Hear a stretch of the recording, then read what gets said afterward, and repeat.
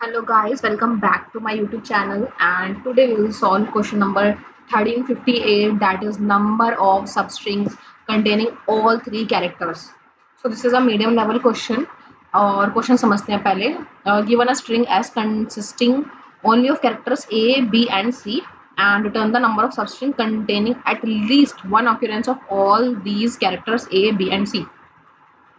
तो इस क्वेश्चन में हमें एक स्ट्रिंग दी गई है जो सिर्फ ए बी और सी कैरेक्टर से बनी हुई है और हमें काउंट करना है कि कितनी सब स्ट्रिंग ऐसी हैं जिनमें तीनों कैरेक्टर्स कम से कम एक बार तो आ रहे हों. और सबसे इंपॉर्टेंट बात, हर कैरेक्टर को सिर्फ एक ऑक्यूरेंस भी इनफ है. ओके, अगर किसी सब स्ट्रिंग में ए बी और सी तीनों आ गए तो वो वैलिड सब स्ट्रिंग है. ठीक है, सो एग्जाम्पल से बस समझ लेते हैं. जैसे हमारा एग्जाम्पल है ए बी सी. अगर स्ट्रिंग ए बी सी है तो हमारा ए बी सी एक वैलिड सब स्ट्रिंग है क्योंकि इसमें तीनों कैरेक्टर्स आ रहे हैं. और ए बी सी ए भी वैलिड है, A B C A B भी वैलिड है, ए बी सी भी वैलिड है. तो इसी तरह हमारा B C A B C B C और लास्ट वाला ए बी सी भी वैलिड है हमारे इसके एक्सप्लेनेशन के according. Okay, so total valid सब स्ट्रिंग हमारे 10 हो गई, इसमें हमारा आउटपुट 10 आ गया. अब सेकंड वाले एग्जांपल में हमारा ए और सी भी है. अब यहाँ स्टार्टिंग में सिर्फ ए ही आ रहा है, इसलिए शुरू की काफ़ी सब स्ट्रिंग हमारी वैलिड नहीं होंगी. जब लास्ट में सी और बी मिल जाता है तब ए सी बी और ए सी बी और ए सी बी वैलिड बन जाती है, इसलिए हमारा आंसर 3 है.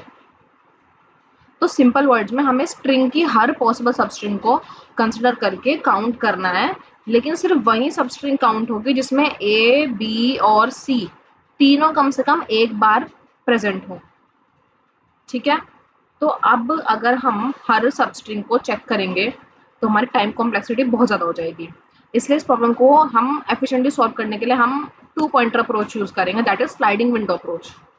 ओके, तो समझते हैं हमारा सबसे पहले कोड. तो सबसे पहले हम स्ट्रिंग की लेंथ निकाल रहे हैं क्योंकि बाद में हमें जो है आंसर में रिटर्न करना होगा, हमारी लेंथ रिटर्न करनी होगी बाद में. हमें सॉरी एन माइनस राइट हमें कैलकुलेट करना होगा लास्ट में. तो उसके बाद हमने क्या करा है, हमने ये एरे बनाया है ए बी और सी की फ्रीक्वेंसी स्टोर करने के लिए. काउंट ऑफ जीरो जो एलिमेंट होगा वो काउंट करेगा कितने ए हैं, जो 1th एलिमेंट होगा वो काउंट करेगा कितने बी हैं, और जो सेकंड एलिमेंट होगा वो काउंट करेगा कितने सी हैं. उसके बाद हमने दो वेरिएबल्स लिए हैं, आंसर वेरिएबल हमारा और हमारा लेफ्ट पॉइंटर. लेफ्ट विंडोज का स्टार्टिंग पॉइंटर है और आंसर हमारा फाइनल आंसर स्टोर करने के लिए है. अब हम फॉर लूप के थ्रू हमारी विंडो को एक्सपेंड करेंगे. अब राइट पॉइंटर को हम एक एक कैरेक्टर पर मूव करेंगे और विंडो को एक्सपेंड करेंगे. ठीक है, उसके बाद हम क्या कर रहे हैं, जो भी करंट कैरेक्टर है हम उसकी फ्रीक्वेंसी को इंक्रीज कर रहे हैं. अगर कैरेक्टर ए है तो इंडेक्स 0 इंक्रीज होगी, अगर कैरेक्टर बी है तो इंडेक्स 1 इंक्रीज होगी. उसके बाद हम क्या कर रहे हैं, चेक कर रहे हैं, ये कंडीशन हमारी ये चेक कर रही है कि करंट विंडो में ए बी और सी तीनों प्रेजेंट हैं या नहीं है. अगर तीनों प्रेजेंट हैं तो ये वैलिड विंडो है, अदरवाइज नहीं है. उसके बाद हम अपने आंसर में ऐड कर रहे हैं.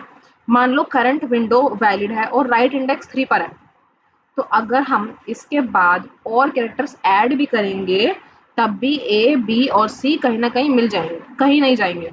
ओके, इसलिए करंट विंडो से हम लिखकर स्ट्रिंग के एंड तक जितनी भी एंडिंग्स पॉसिबल हैं सब वैलिड होंगी. इसी वजह से हम एक ही बार में एन माइनस राइट सबस्ट्रिंग कर रहे हैं. ओके, ताकि हमें बार बार काउंट ना करना पड़े. ठीक है, देन हम क्या कर रहे हैं, अपनी विंडो को श्रिंक कर रहे हैं क्योंकि हमें फ्रीक्वेंसी घटानी भी तो है, वरना हमारा लूप तो चलता रहेगा. अब हम लेफ्ट वाला कैरेक्टर जो है कैरेक्टर विंडो से हम रिमूव कर रहे हैं इस वाली लाइन के थ्रू. फिर हम क्या कर रहे हैं, हमारे लेफ्ट पॉइंटर को बढ़ा रहे हैं. हम देखना चाहते हैं कि क्या और छोटी वैलिड विंडो मिल सकती है या नहीं. बस यही हमारा लूप खत्म होता है और उसके बाद हमें आंसर जो है वो रिटर्न कर देना है. तो इस प्रॉब्लम में हम स्लाइडिंग विंडो यूज करते हैं.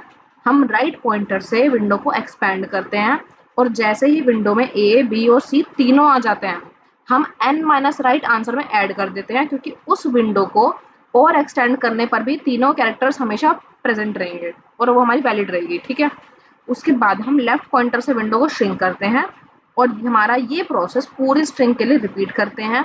इसी वजह से इसकी जो पूरी हमारी टाइम कॉम्प्लेक्सिटी आती है वो आती है big O of n। Okay, so let's check our answer.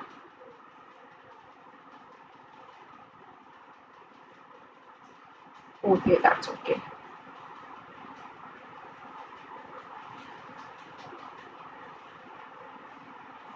Thank you guys for watching. अगर एक्सप्लेनेशन हेल्पफुल लगा हो तो प्लीज़ सब्सक्राइब करना।